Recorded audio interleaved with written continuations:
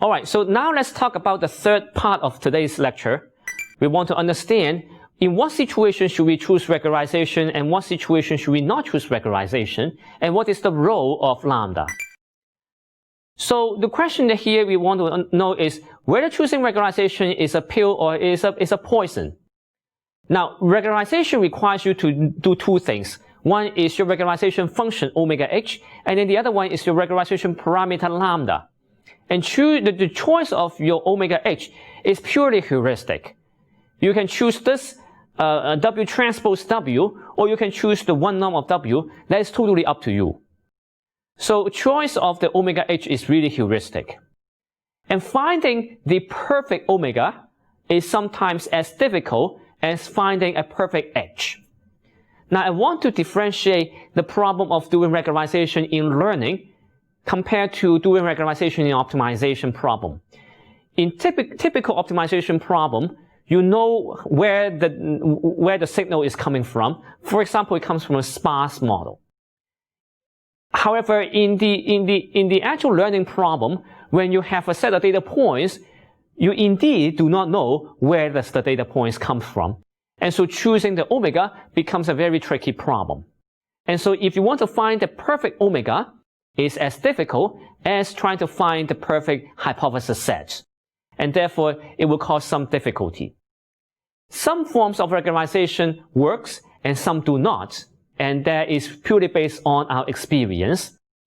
If you use too little regularization, then you will run into the problem of underfitting. If you use too much regularization, then you will have underfitting problem. If you use too little regularization, you'll run into the problem of overfitting. Then you ask, why bother to use regularization if, one, that choosing the perfect omega is very difficult, and two, I need to carefully choose my lambda in order to have a good fitting. That just seems to give me a lot of difficulty, and why should we actually consider using regularization? Now, regularization is actually a necessary evil. What do I mean? Well, it is something that is not good if you try to measure in terms of the bias and variance, especially the bias is introducing bias. However, it seems to be the necessary tool to handle the situation, because when you do not have enough training points, or when you have a lot of noise, and there's no other ways that you can handle the situation. And therefore, regularization will give you a tool to mitigate the limited number of training data points and also the presence of noise. And if we apply the regularization, then we have a chance of solving the problem. So while regularization itself has many limitations, in particular, you need to choose a good lambda, and also you need to choose a good omega h. These two problems seems to be very difficult. However, even in the presence of these difficulties, we still want to choose regularization because there is a bigger difficulty in terms of limited number of training points and also the noise. So let's talk about overfit and underfit.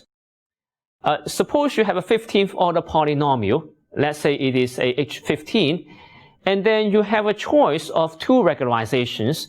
One is WQ square, I call it the uniform choice of the regularization. The other one is a low order regularization that takes the form of WQ square, and then you have a Q. Now Q, of course, is a running index. As Q goes from 0 to 15, as Q becomes bigger and bigger, you put a more and more emphasis, you put a more and more penalty to the W. So what will happen is that you're going to penalize more on the higher order of the Qs. And therefore, I call it the low order regularization because it prefers low order polynomials.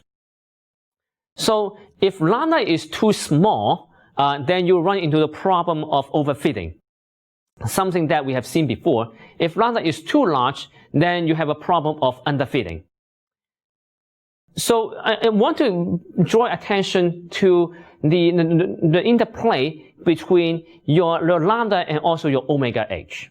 Okay, so here you have your omega h, your omega is uniform versus a low order, and here is a uniform regularization, and then here is a low order regularization.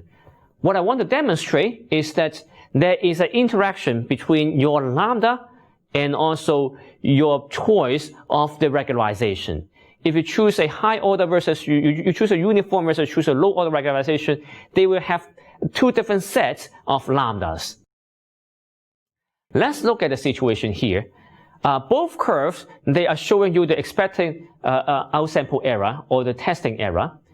The curve here is showing you the uniform regularization, where when your lambda is smaller than certain value, then because the lambda is too small, then you have an overfitting that's happening. Okay? Now, as your lambda approach to the optimum point, let's say here, then the overfitting will be minimized and you get the optimum solution in terms of the testing error. As you further increase the lambda, you will have an underfitting problem because you are over penalizing your solution.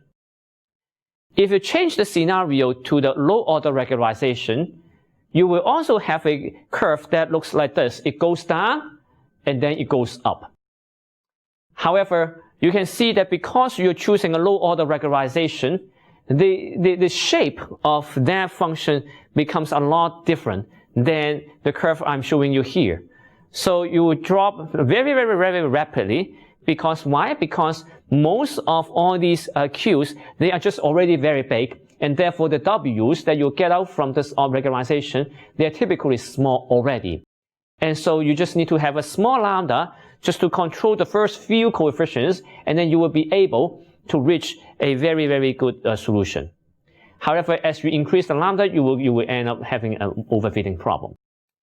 Now, although these two curves look very different, meaning that the optimum lambdas associated with this curve and then this curve, you can look at the optimal lambda, one is here, the other one is there.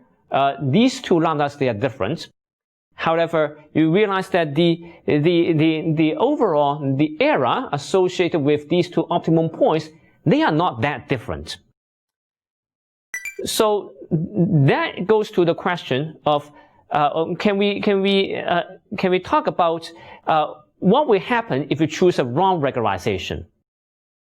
But before we do that, let's also talk about the noise and also the target complexity. So let's try to analyze the impact of regularization to noise. So suppose you have uncertainty in the measurement data that's measured in terms of sigma square. And suppose you have, if we have noise, then you need to adjust your lambda depending on this noise level. And you also have this target complexity. Suppose the data comes from H15, but you use a H50, and that's measured in terms of the order of polynomial, which is defined as Q of F.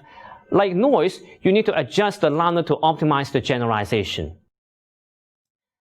Okay, so here I'm showing you two curves, two sets of curves that are corresponding to the phenomenon of having noise and different target complexity. So here, there is a fixed amount of noise of sigma equals to 0.5, 0.25, and 0. And then here you have a target, a complexity of 100 order polynomial, 15 order polynomial, 30 order polynomial. So what these two sets of curves shows is the same story as what I'm showing in the previous slide. In the previous slide, what I'm doing is that I'm showing you what will happen if I choose a different regularization function, and then what will happen to my lambda. In this set of curves, what I'm showing you here is that if you change the noise and also the target complexity, what will happen to your lambda? What you can see in this diagram is that when you change the noise level, that is the amount of noise in your training data. As you change that, the curve will also change, and therefore your optimum lambda will move from one point to another.